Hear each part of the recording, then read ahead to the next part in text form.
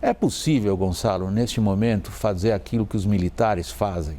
Eles falam em inglês Battle Damage Assessment, a avaliação dos danos causados pela batalha.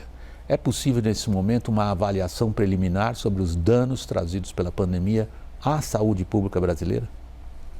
É possível, sim. Nós temos feito isso continuamente ao longo destes 2 anos terríveis, né?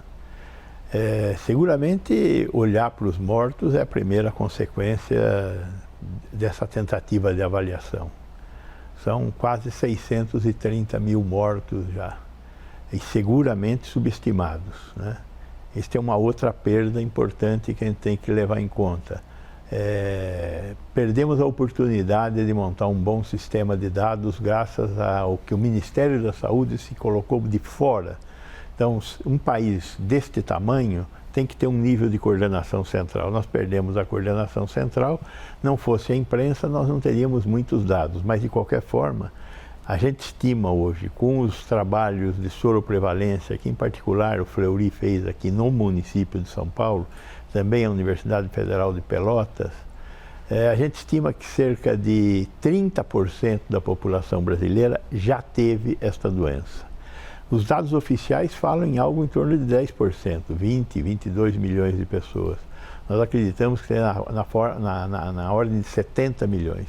E os mortos, que estão aí em torno de 630 mil, provavelmente em torno de 800 mil, porque tem muitos casos de síndrome respiratória aguda grave que não foram classificados como Covid-19, porque nós fizemos muito pouca testagem e uma parte da população que morreu, acabou morrendo com diagnóstico de síndrome respiratória grave. E neste momento já existem alguns epidemiologistas, o professor Paulo Lotufo da Universidade de São Paulo é um deles, que está garimpando dados em cartórios, no Instituto de Medicina Legal, para tentar recuperar uma parte desses óbitos. De qualquer forma, óbitos foi certamente uma perda muito grande. Ótimo, Gonçalo. Você citou a sua primeira resposta, em primeiro lugar, em termos de perdas em vidas humanas. E você já acentuou um outro aspecto, que é a perda do aparato institucional de calcular, na verdade, a dimensão disso. Nós vamos voltar a isso com mais detalhe. Queria passar a palavra ao Rio, ao Nery. É possível, da mesma maneira como eu fiz a pergunta inicial ao Gonçalo Vecina, Marcelo, a gente ter uma ideia abrangente dos danos do ponto de vista de pobreza e linha de pobreza acarretados por esses 2 anos de pandemia? É possível. Quer dizer, primeiro é preciso dizer que houve muitas flutuações, ao contrário, vamos dizer, do número de mortos, que foi sempre crescente. No caso da pobreza, houve uma certa flutuação por conta do efeito da pandemia e de auxílios emergenciais, agora Auxílio Brasil. Isso deu uma certa dinâmica.